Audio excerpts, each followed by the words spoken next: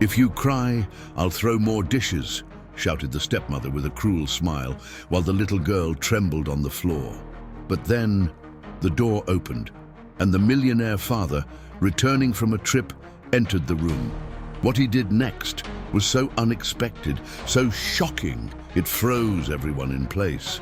The sharp sound of porcelain shattering on the marble floor echoed through the spacious, silent room, a brutal noise that seemed to pierce Eleanor's 8-year-old heart. Her small knees already ached against the cold tiles, and her thin arms trembled as she tried to gather the shards of yet another broken plate. Tightly secured to her back in a soft wrap, her 6-month-old brother, Leo, slept a fragile sleep, oblivious to the silent terror that governed the house. Across the room, reclined on an expensive velvet sofa, sat Veronica, her stepmother. Her long, manicured fingers plucked a perfect grape from a cluster, bringing it to her mouth with an air of boredom and indifference. Her eyes, cold as chips of ice, watched the girl. "If you cry, I'll throw more," she said, her voice calm and cutting, a threat that hung in the air like a storm cloud.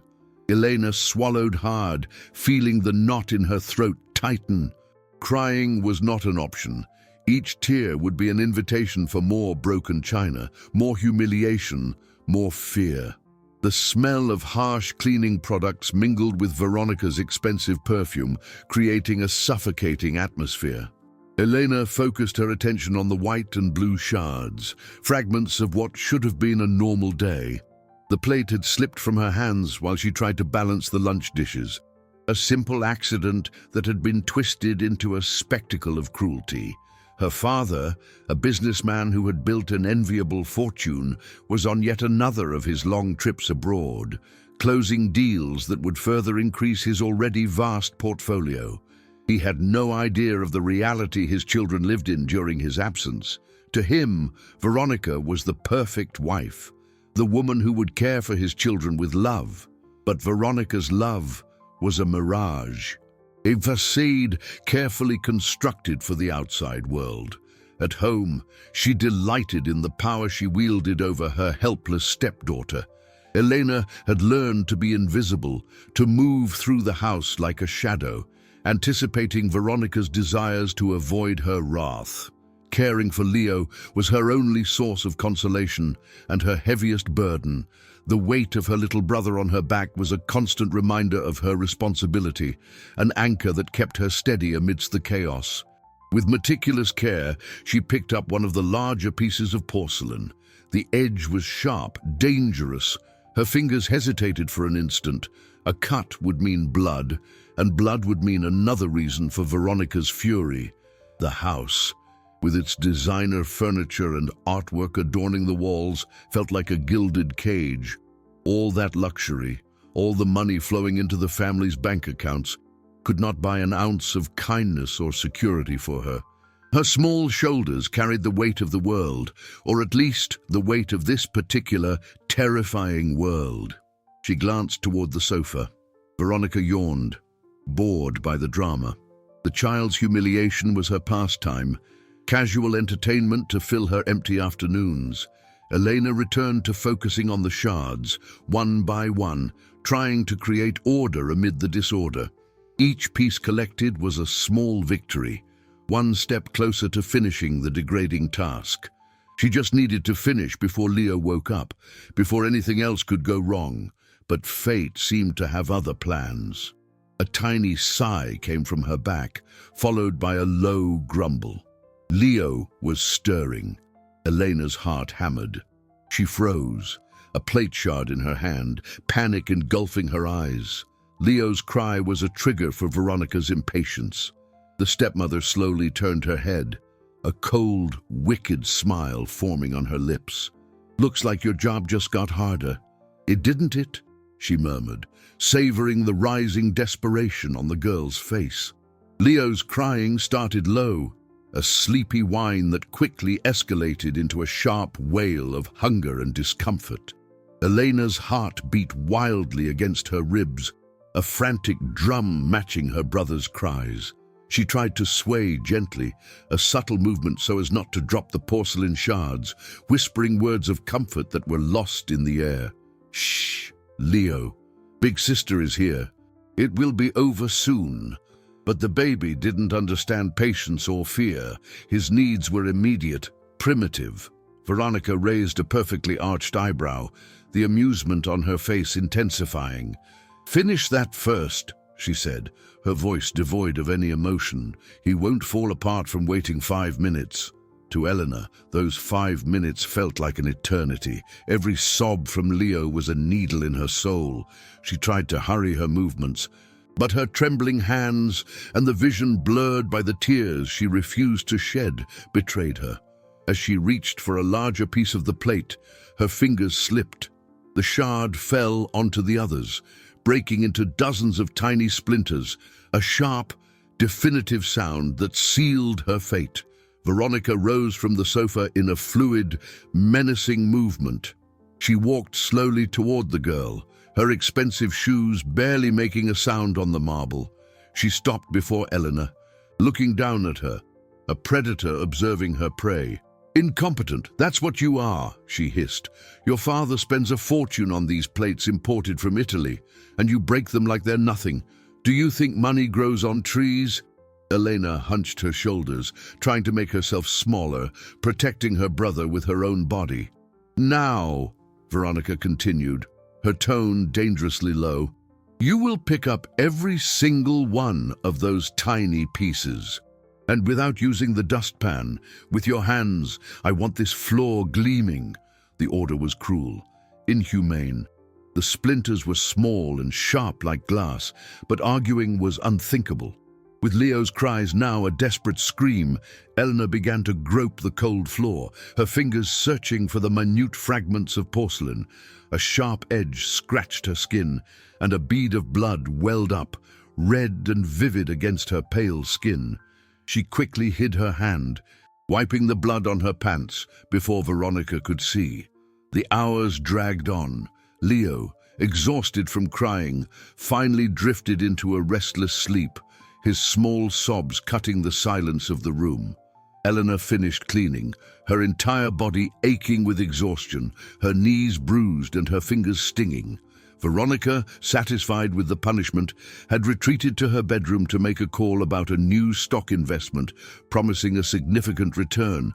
This was the break Elena had been waiting for.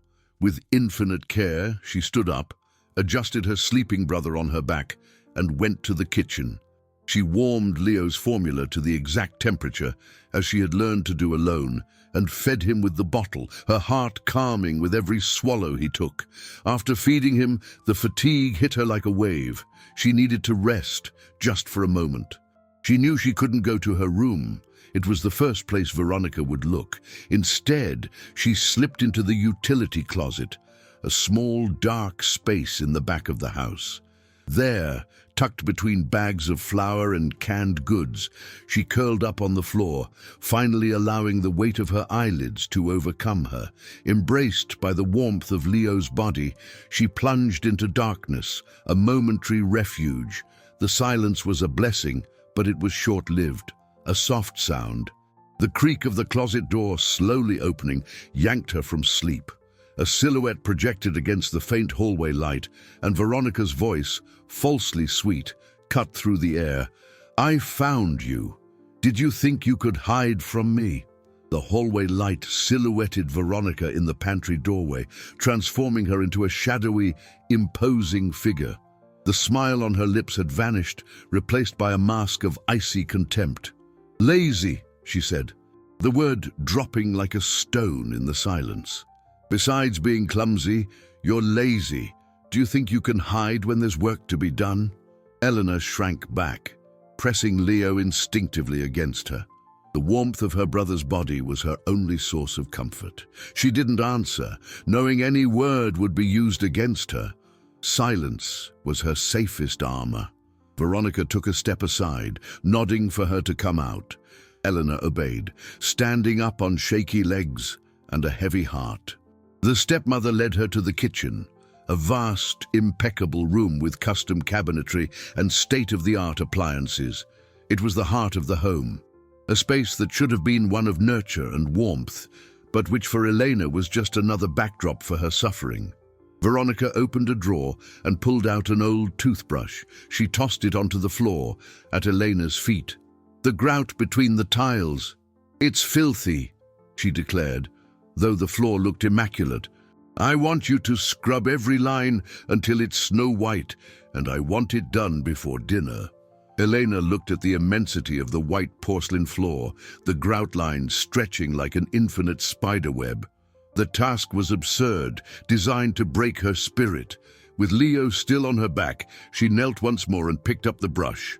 She dipped it into a bucket of water and soap that Veronica kicked toward her and began the impossible work. Scrub, scrub, scrub. The repetitive motion was exhausting. The smell of cleaning product invaded her nostrils, and the uncomfortable position made her back ache. Outside, the afternoon sun began to set, painting the sky with shades of orange and pink. Through the kitchen window, she could see the neighbor's garden. Mrs. Henderson, a white-haired woman with a gentle smile, was tending to her rose bushes.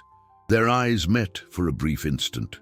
Elena saw an expression of concern on the neighbor's face, a wrinkle of compassion between her eyebrows.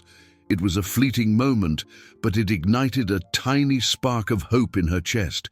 She wasn't completely invisible. Someone saw her. Veronica, oblivious to everything, was in the living room talking loudly on the phone. Elena could hear fragments of the conversation. "Yes, the dividend yield was excellent this quarter. I'm thinking of moving some capital into cryptocurrencies, maybe Bitcoin. It's a high-risk investment, but the return could be enormous." "No, darling. Everything's quiet here.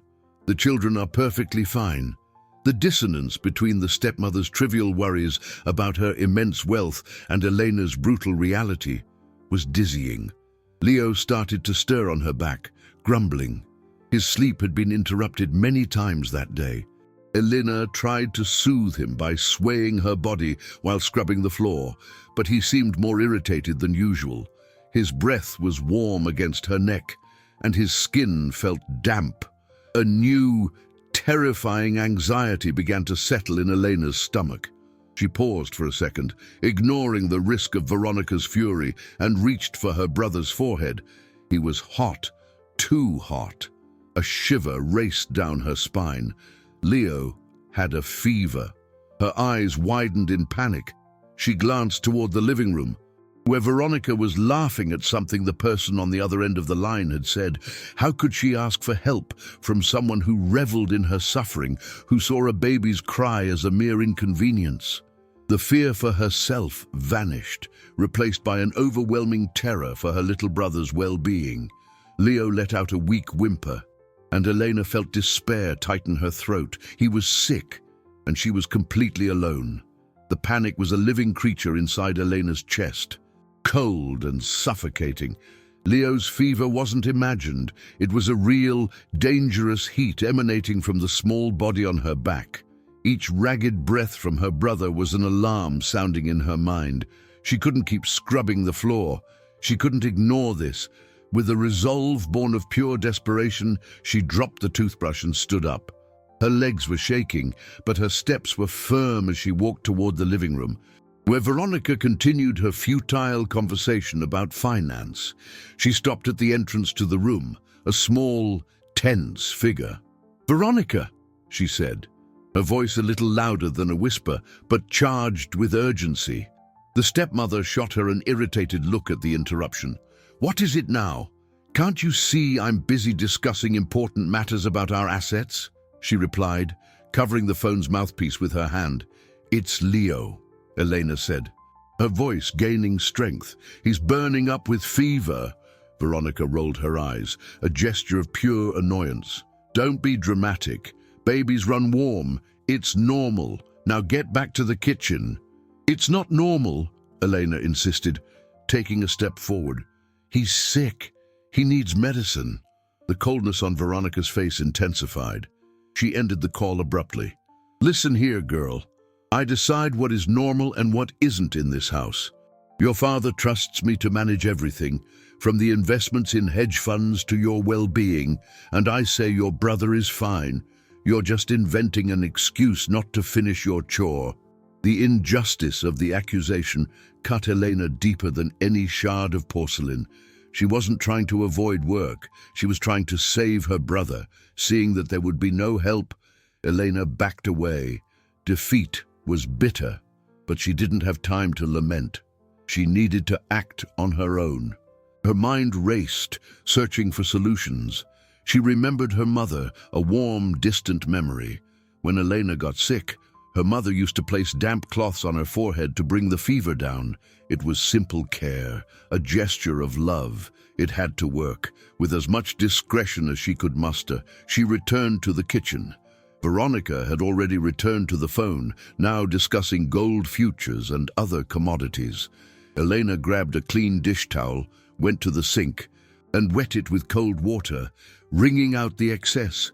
With Leo still strapped to her back, she sat down on the floor in a hidden corner behind the central kitchen island. With infinite gentleness, she passed the cold cloth over her little brother's forehead, cheeks and neck.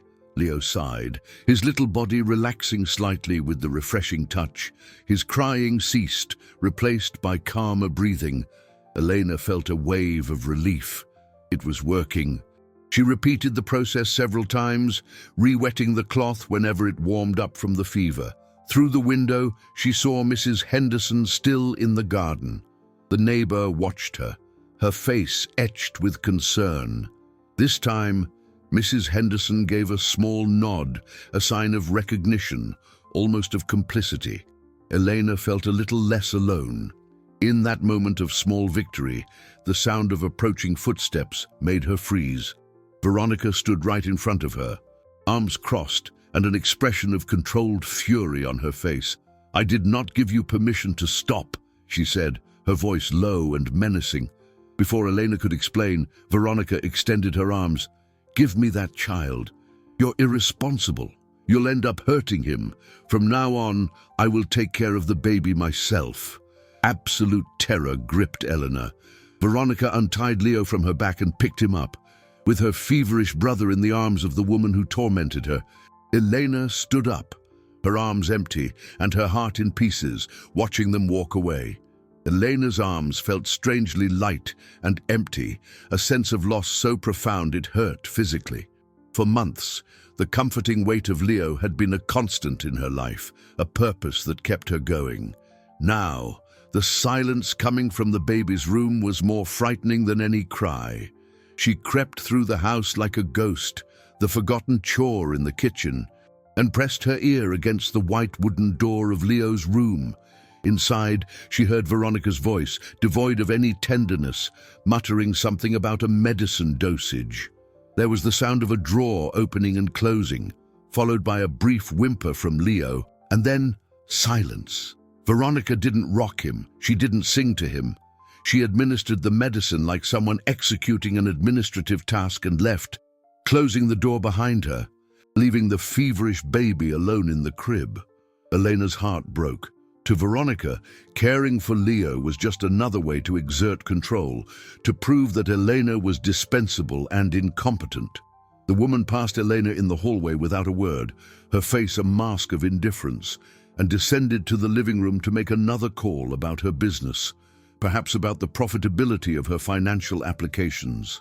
Elena remained there, paralyzed by helplessness. When the doorbell rang, the sound, sharp and unexpected, made Veronica snort with irritation downstairs. Who dared interrupt her afternoon? Elena felt a flicker of curiosity mingle with her fear. She hid at the top of the stairs, from where she could see the front door without being seen. Veronica smoothed her dress, composed her face into a socially acceptable smile, and opened the door. It was Mrs. Henderson. The neighbor held a small dish covered with a dish towel. "Veronica, dear, sorry to bother you," the woman said, her voice gentle and genuinely concerned. "I was making some chamomile and honey tea. It's so good for calming and helping with fever. I saw from my window that little Leo seemed a bit unwell and thought I'd bring some over."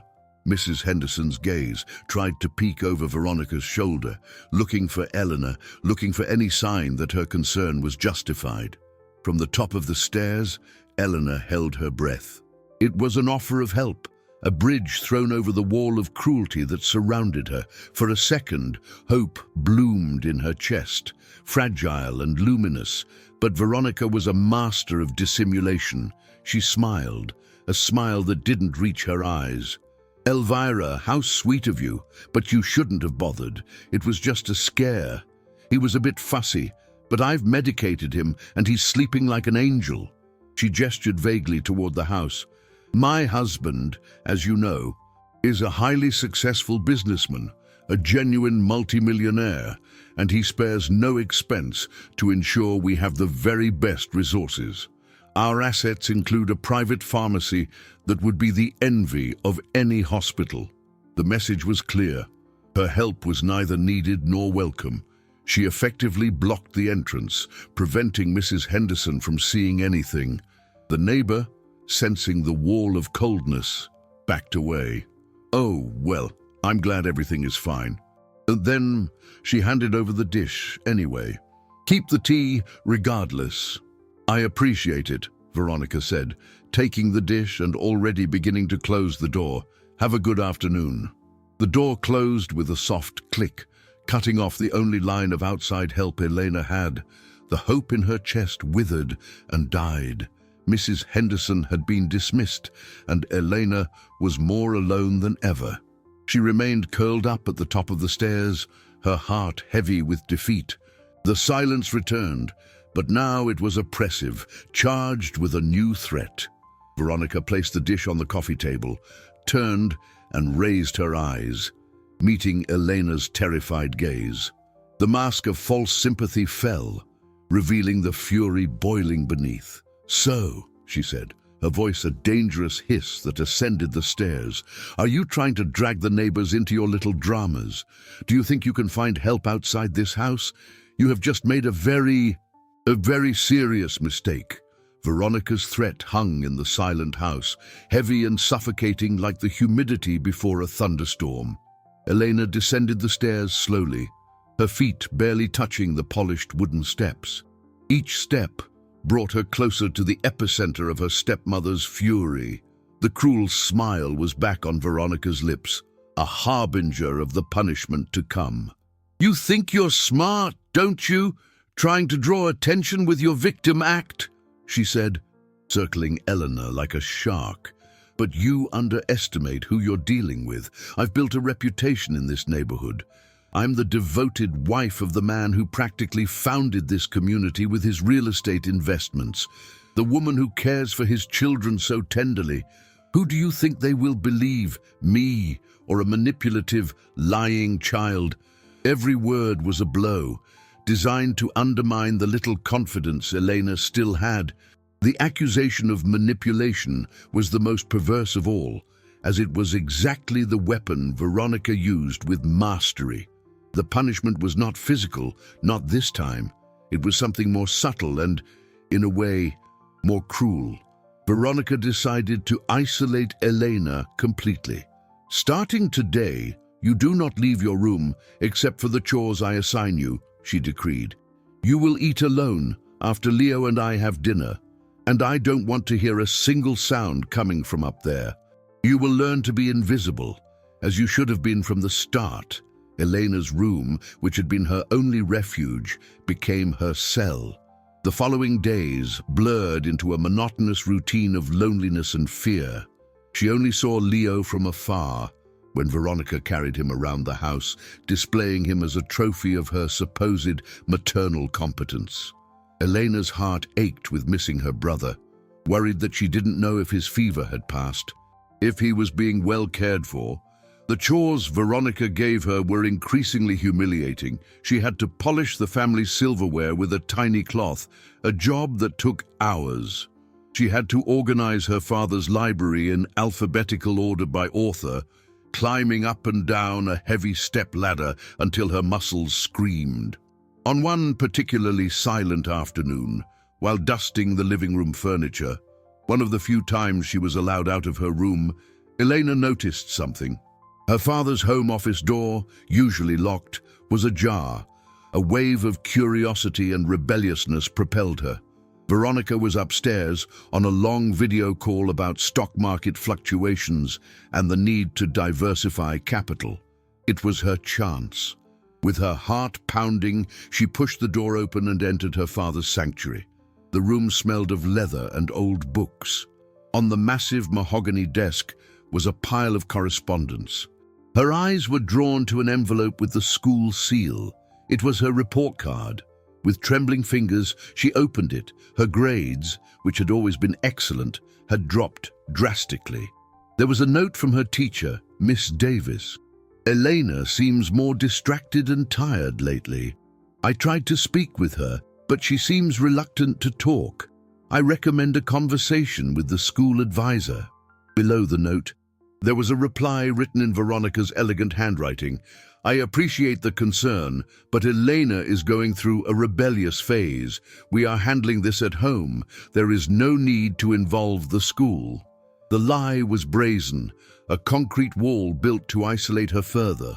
The realization hit her with the force of a punch. It wasn't just cruelty, it was a calculated strategy for absolute control. The stepmother was manipulating every facet of her life, ensuring that no one ever questioned her authority or saw the truth behind the perfect facade. A noise upstairs pulled her from her trance. Veronica was ending the call. Elena quickly put the report card back into the envelope, exactly as she found it, and slipped out of the office, softly closing the door behind her. She returned to the living room, the dust on the furniture forgotten. Her heart was heavy with a new understanding. The battle she was fighting was much more complex and dangerous than she had imagined, and for now, she was losing. A week dragged on, each day a grey copy of the previous one. Elena lived as a prisoner in her own home. Silence, her constant companion, and fear, her shadow. The only window to the world was the view from her bedroom, where she could see Mrs. Henderson's garden and, occasionally, the neighbor herself, who always gave her a worried glance. An invisible thread of solidarity that kept her from completely collapsing. Veronica seemed to have tired of inventing cruel chores and now mostly ignored her, which was, in a way, both a blessing and a torture. The absence of Leo was a physical pain, an open wound in her chest. She heard him cry sometimes during the night, and her instinct was to rush to him. But the locked door of her room was an impassable barrier. The stepmother, apparently, took care of the baby's basic needs, but the love, warmth, and comfort that only Elena knew how to give were denied him. The house, once a home, had become a silent battlefield, where the war was fought in empty hallways and unspoken glances. On that Friday afternoon, a fine rain began to fall, washing the world outside and mirroring the melancholy that inhabited Elena within. Veronica had gone out for lunch with friends, wealthy women who spent their afternoons discussing the returns on their assets and the latest fashion trends. She had left strict instructions for Elena: clean all the mirrors in the house until they gleamed without leaving a single streak. It was a tedious task, but it kept her busy. As she cleaned the large mirror in the entrance hall, a black luxury sedan pulled up in front of the house. It wasn't Veronica's car. Elena's heart leaped. She recognized the driver who got out to open the back door. It was Robert, her father's personal chauffeur, and out of the car stepped a tall man, broad-shouldered, wearing an impeccable suit that couldn't hide the fatigue on his face. Marcus, her father. He was back, a week earlier than scheduled. Elena's world stopped spinning. A wave of conflicting emotions flooded her. Relief, joy, fear. Relief that he was here. Joy at the sight of his familiar face. And fear. A deep, paralyzing fear. What would she say? How would she explain what was happening? The facade of normality Veronica had constructed was so perfect. Marcus stepped inside, dropping his briefcase and looking around. There was a wrinkle of concern on his brow. "Elena!" "What are you doing?" His voice was deep but gentle. He saw her there, rag and spray bottle in hand, a small, serious figure amidst the luxury of the house. Before she could formulate a response, his eyes were drawn to the living room. The coffee table was covered with dirty breakfast dishes. Beside it, on the sofa, a half-empty bottle and some used diapers. Veronica, in her haste to leave, had left the mess behind, trusting Elena to clean everything before her return. Marcus frowned, concern turning into confusion. "Where is Veronica? And your brother?" At that exact moment, as if triggered by an invisible cue from destiny, a sharp, desperate cry came from upstairs. It was Leo, a cry of hunger, loneliness, and discomfort. Marcus didn't wait for an answer. He took the stairs two at a time. Elena followed him, her heart in her mouth. He opened the baby's room door and stopped in the doorway, his body tense. Elena peered from behind him. Leo was standing in the crib, his face red and tear-streaked, his little hands gripping the wooden bars. His diaper was visibly full, and the smell in the room was sour. The fever seemed to have returned, as his skin had a sweaty sheen, even on the cool day. Marcus turned slowly, his gaze moving from the neglected baby to his silent daughter in the hallway, and then to the disorder in the living room. The pieces of the puzzle began to click into place in his mind, forming a horrific image, a truth he had refused to see. The perfect wife, the perfect house, the perfect family. It was all a lie. And the price of that lie was stamped on his daughter's frightened face and his son's desolate cry. The floor seemed to disappear beneath Elena's feet. This was the moment, the turning point she both feared and, at the same time, desired. Veronica's house of cards was about to collapse. The silence in the upstairs hallway was dense, heavy with the weight of the newly discovered truth. Marcus remained paralyzed in the doorway of the room, his brain struggling to process the scene before his eyes. His young son, neglected and suffering, his older daughter standing behind him, radiating an aura of fear so palpable he could feel it on his skin. All the success, all the fortune he had accumulated investing in stocks and international business suddenly tasted like ash in his mouth. What good was building an empire, increasing his net worth every day, if his most precious assets, his children, were suffering under his own roof? With a movement that was both furious and infinitely tender, he entered the room, went to the crib, and scooped Leo into his arms. The baby's body was too hot. Marcus nestled him against his chest, feeling his son's fragility, and a wave of guilt and rage hit him with the force of a tidal wave. He kissed Leo's sweaty forehead, whispering words of comfort that were as much for himself as for the baby. He turned to Elena, who remained in the hallway, her large, frightened eyes fixed on him. His face, normally stern and business-focused, softened with deep pain. "Elena," he began, his voice hoarse. "How long?" He couldn't finish the sentence.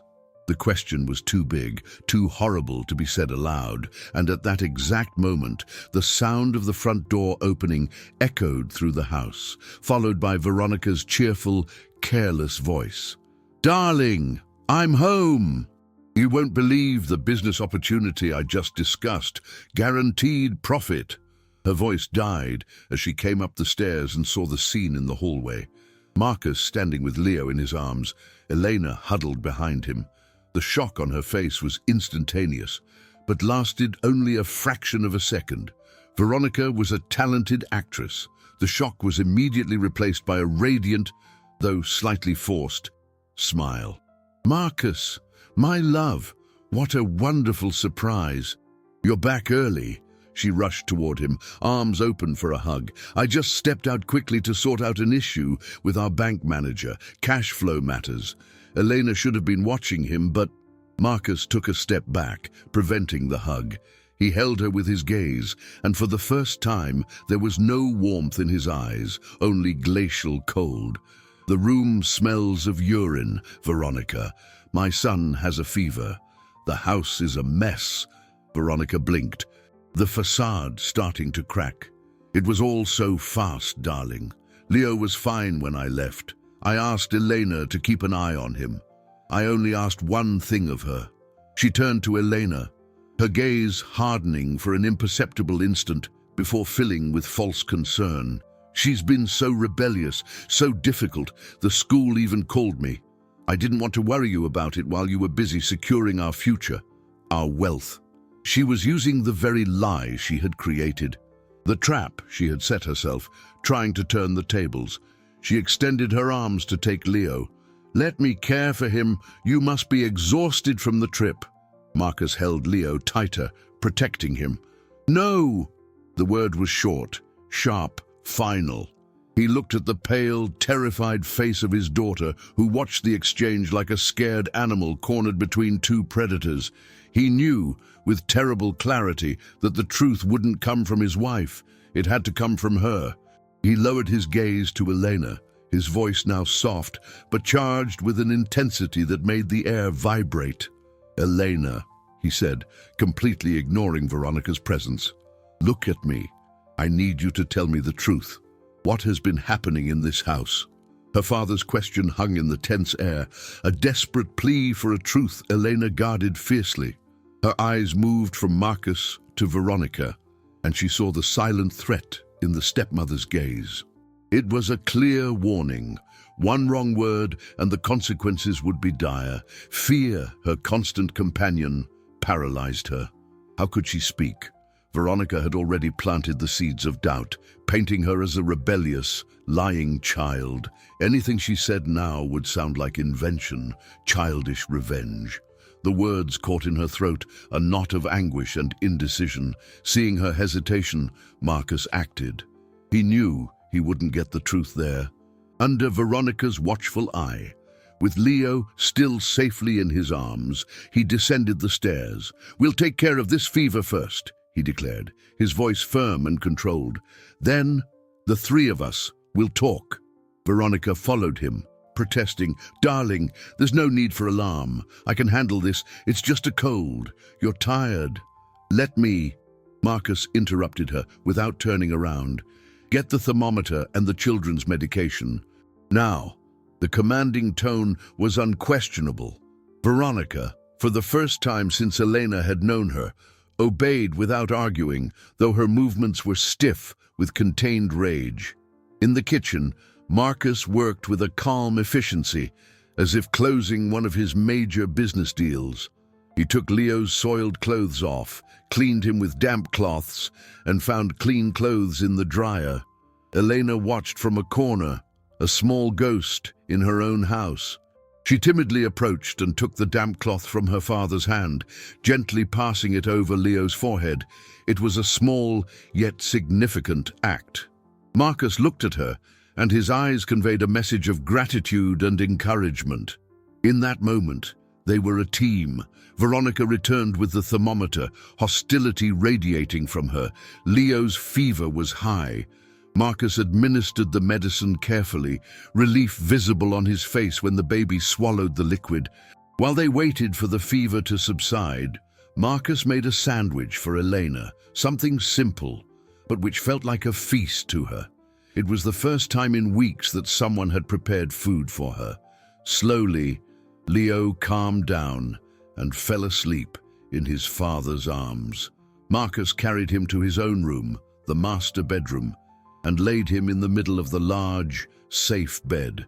He then turned to Veronica, who had followed them and stood in the doorway, a statue of glacial fury.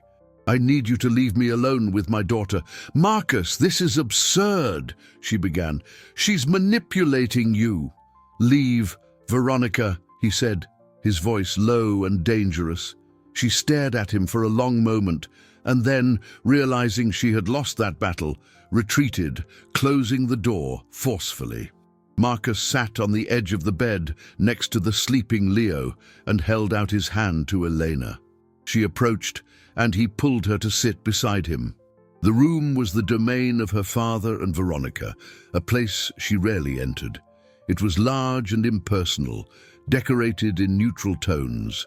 The only color came from a wall chart, showing the performance of various stocks and investment funds. Her father didn't pressure her, didn't ask questions. He just sat there next to her, his strong arm around her small shoulders. The silence stretched out, but it wasn't an oppressive silence like before. It was a silence of waiting, of patience, and in that safe space her father created, the walls Elena had built around her heart began to crumble. A single tear rolled down her face, followed by another and another. And then the crying came, a deep, painful sob that carried weeks of fear, humiliation, and loneliness. She buried her face in her father's chest and finally, allowed herself to cry. Marcus held Elena as she wept, her small body trembling with the force of the sobs suppressed for so long. He felt every spasm of pain as if it were his own, an agony that ripped at his father's heart. Guilt was a monster devouring him from within. How could he have been so blind, so absorbed in accumulating wealth, in turning his capital into an ever greater fortune, that he forgot to protect his most precious assets? He traveled the world, negotiating in dollars and euros, worried about the profitability of his investments, while in his own house, the well-being of his children was being negotiated at a terrible cost. He stroked her hair, waiting patiently for the storm to pass. There was no rush. The business world, the stock market, the profits and dividends could wait. Nothing was more important than this moment. When Elena's crying finally subsided, turning into trembling sighs, he pulled back slightly so he could look into her eyes. "Tell me everything, darling," he said, his voice soft. "Start from the beginning. I am here, and I believe you."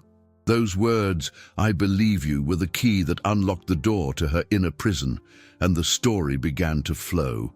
With a choked voice, Elena recounted the broken plates, the humiliation of scrubbing the floor with a toothbrush, about being locked in her room. She told him about Leo's fever and Veronica's indifference, about Mrs. Henderson's attempt to help that was cruelly rejected. She told him about the hidden report card, about the lies her stepmother told the school. She didn't exaggerate, didn't dramatize. She just reported the facts, one after another, with the simple, devastating clarity of a child. Marcus listened in silence, his face becoming a mask of stone. With every detail, the rage within him grew, a cold, calculated fury, much more dangerous than any outburst of temper. He didn't interrupt, didn't ask questions. He just let her empty her heart of all the poison she had been forced to swallow. While Elena spoke, something remarkable began to happen. She realized that by verbalizing the events, they lost some of their power over her. The fear was still there, but it was no longer paralyzing. She was sharing her burden, and that made it lighter.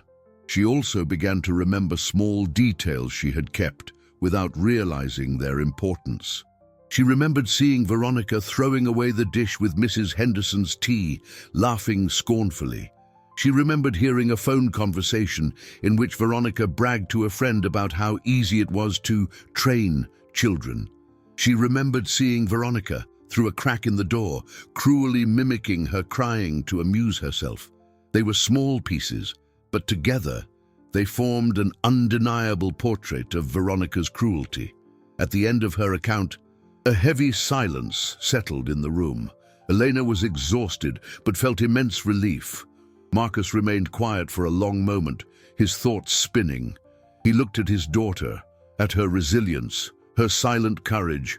She wasn't a passive victim, she was a survivor. He stood up and walked to the window, looking at the rain that was still falling. The decision was already made, but the execution required care and precision. He couldn't simply kick Veronica out. She was his wife, with legal rights. She was manipulative and intelligent, and would certainly try to turn the situation in her favor, perhaps even trying to gain custody of Leo. He needed more than the word of a child, no matter how unconditionally he believed her. He needed evidence. He turned to Elena, a new glint of determination in his eyes. "Thank you for telling me, my love. You were incredibly brave," he said. "Now, I need to ask you one more thing. I need you to keep being brave for just a little longer. I will fix this, but I need to do it the right way." He explained his plan. Not in detail, but the essence of it. They would have to pretend the conversation never happened. Elena would have to act as if she was still afraid, and he as if he was trying to mediate the situation. It was a dangerous game, a high-stakes strategy.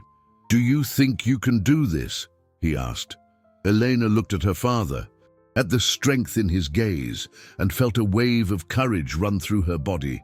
She was no longer alone. She nodded, her chin firm. "Yes, Daddy, I can." Walking downstairs beside her father was like stepping onto a stage to play the most difficult role of her life. Veronica was in the living room, sitting rigidly in an armchair, her posture exuding controlled hostility. When she saw them, she stood up, her face a mask of rehearsed concern. "Marcus, can we talk privately? I think Elena has caused enough trouble for one day."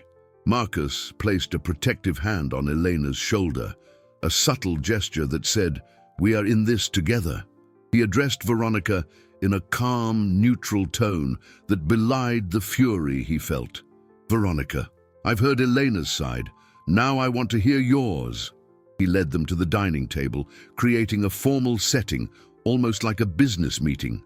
Elena sat next to her father, feeling the strength emanating from him. Veronica sat on the other side, straightening her back, ready for battle. "It's all a big misunderstanding, darling," she began, her voice soft and persuasive. "Elena has an active imagination. She's jealous of the attention I give to Leo. It's a phase.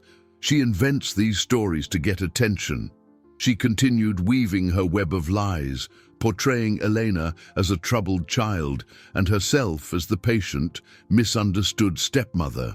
She admitted to being a little firm sometimes, but insisted it was for Elena's own good, to teach her discipline. Marcus listened intently, showing no emotion. He asked pointed questions, like a lawyer cross-examining a witness. "And the broken plates. An accident. She's very clumsy. I merely asked her to clean up her own mess. And the school. I didn't want to burden you. I thought I could handle her rebelliousness myself. It was an error in judgment.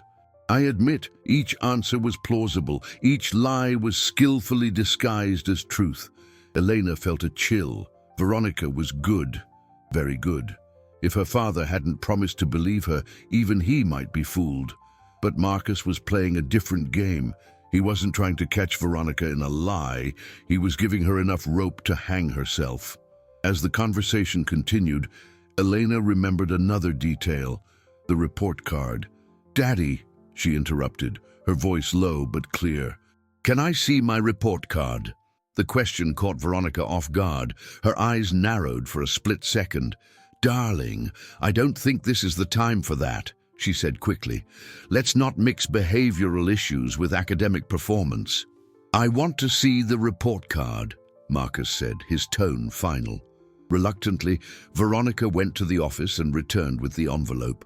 Marcus opened it and read the teacher's note and Veronica's reply. He lifted his eyes to his wife.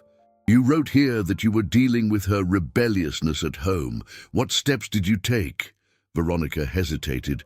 "Well, we talked. I established clearer boundaries."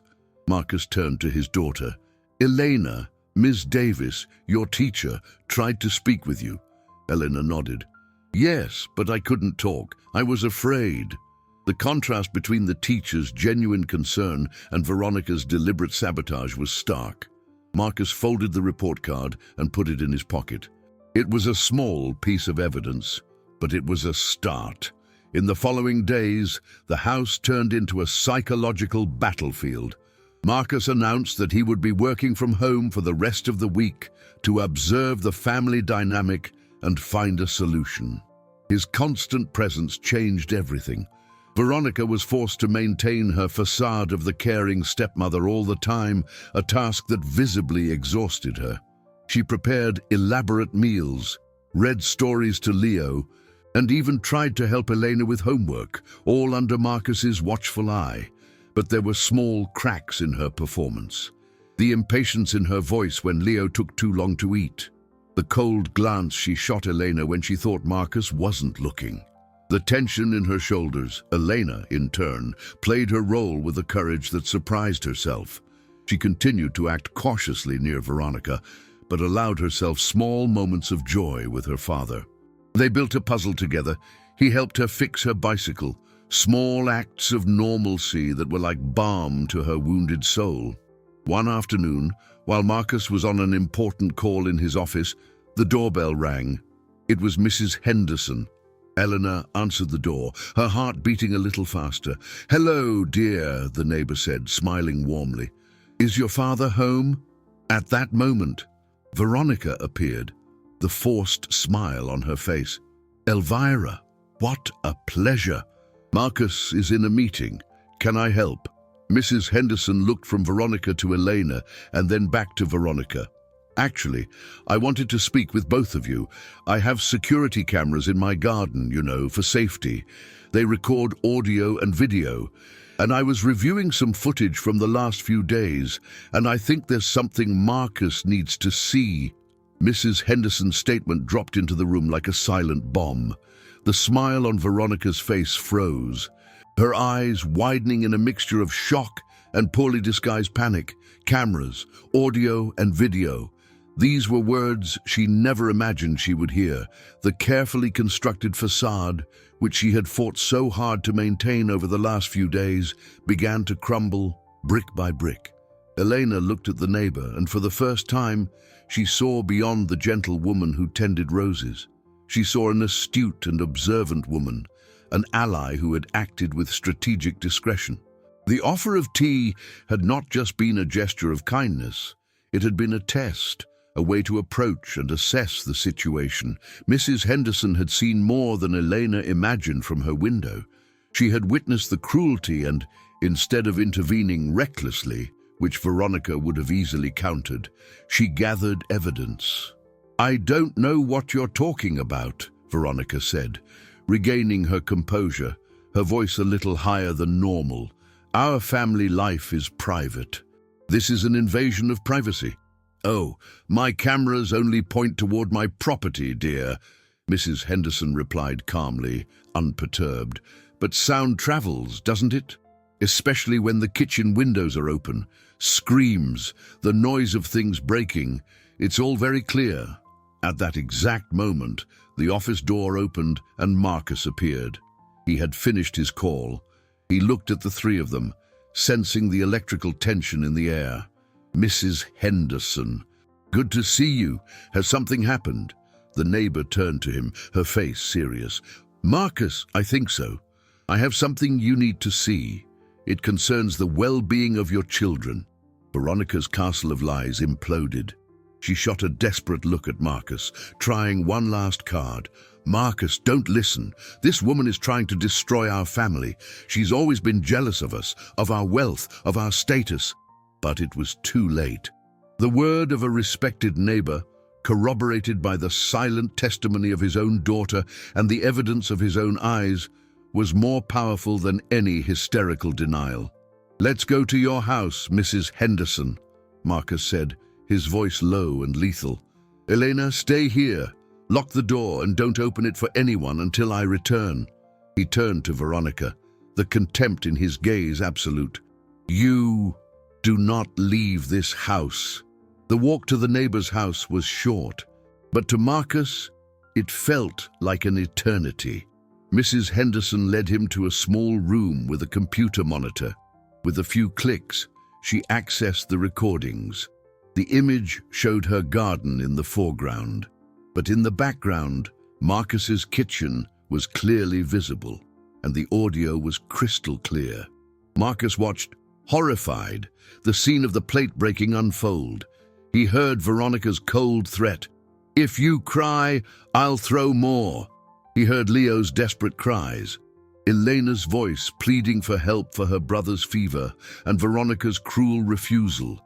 He heard the humiliation, the accusations, the psychological torture. Every word was a stab to his heart. When the video ended, a heavy silence filled the room. Marcus was pale, his hands clenched into fists so tight his knuckles were white. The pain and guilt were overwhelming, but beneath them, a resolution hard as steel was forming. He turned to Mrs. Henderson, his eyes shining with deep gratitude. "I don't know how to thank you. Just take care of those children," she said, her voice choked. "They deserve the world." Marcus returned home. Upon entering, he found Veronica in the living room, suitcases packed beside her. She stared at him, defiance in her eyes, a final attempt to maintain some power. "So that's it. You're going to believe her, and a nosy old woman instead of your own wife." Marcus walked up to her, stopping inches from her face. He didn't shout. His voice was a whisper, more terrifying than any scream. "I didn't just hear them, Veronica. I heard you. I heard every word. My lawyer will be in contact with you. Get out of my house. Now." Veronica's departure was devoid of any drama. There were no screams, no tears, no pleas. Faced with irrefutable evidence and Marcus's cold determination, her victim mask crumbled, revealing only the emptiness underneath. She grabbed her bags and left, closing the door softly behind her, leaving behind a silence that, for the first time in a long time, was not oppressive, but full of possibilities. Marcus stood in the middle of the room for a long moment, the weight of the past weeks crashing down on him. He had failed in his most fundamental responsibility. No amount of money, no inheritance or material asset could compensate for the suffering his children had endured. The journey of rebuilding would be long and arduous. He went upstairs and found Elena sitting on the hallway floor, hugging her knees. She looked up at him with an expression of uncertainty, almost fear. The storm had passed, but the ground was still unstable beneath her feet. Marcus knelt down in front of her, putting himself on her level. "It's over, darling," he said, his voice thick with emotion. "She's gone, and she's never coming back." Elena didn't answer immediately. She just watched him, her eyes large and serious, trying to comprehend the enormity of that statement. Slowly, a single tear slid down her cheek. It wasn't a tear of sadness or fear, but of relief. A relief so profound it was almost painful. Marcus pulled her into a hug, and this time, it was he who clung to her, seeking strength in the resilience of his little daughter. Leo, woken by the unusual silence, started to grumble in his crib. Together, father and daughter went to him. Marcus picked him up and handed him to Elena.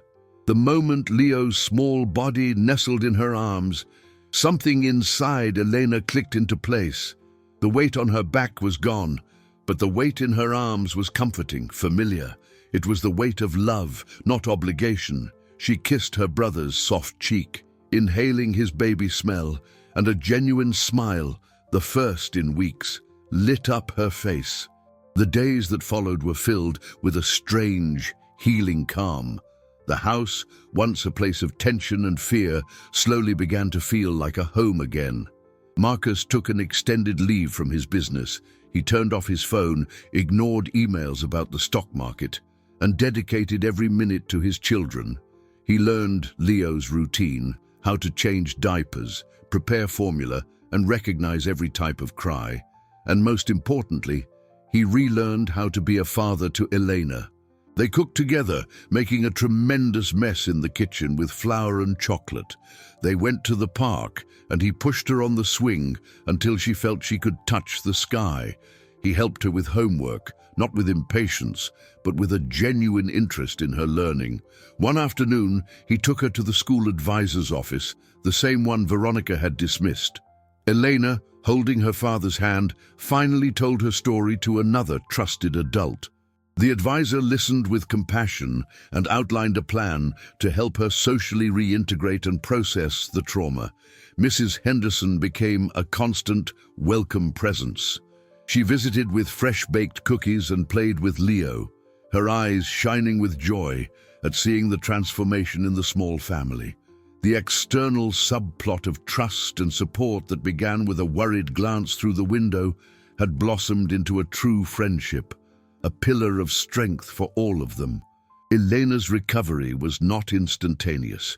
There were moments when a loud noise made her flinch, or when she caught herself speaking in whispers, out of habit.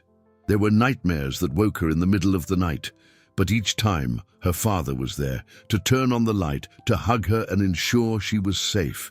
Every small step, laughing at a joke, inviting a schoolmate over to play, running in the garden without looking over her shoulder, was a victory hard won. It was the slow, gradual rebuilding of trust and security, the painful but necessary process of healing.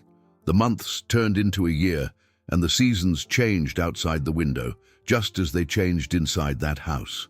The echo of Veronica's cruel words grew fainter, replaced by the sound of Leo's giggles, who now toddled across the room in his first clumsy steps, and the voice of Elena, who had rediscovered the joy of humming while drawing. The house was no longer a gilded cage, but a sanctuary of affection and safety, a home forged not only in Marcus's vast fortune, but in the richness of a love rediscovered and strengthened by adversity. Marcus changed profoundly. He restructured his business, delegating more and traveling less. He realized that the true profit wasn't in stock charts or Bitcoin quotes, but in the precious moments spent with his children. He discovered that the best returns came from investing his time and attention in their happiness. His company's cash flow remained healthy, but the flow of love in his house was now his main priority. Elena flourished. The silent, scared girl gave way to a young woman full of life and empathy. The courage she showed in her darkest days transformed into an inner strength that guided her. She became a fierce protector of her brother and a loyal friend to her peers.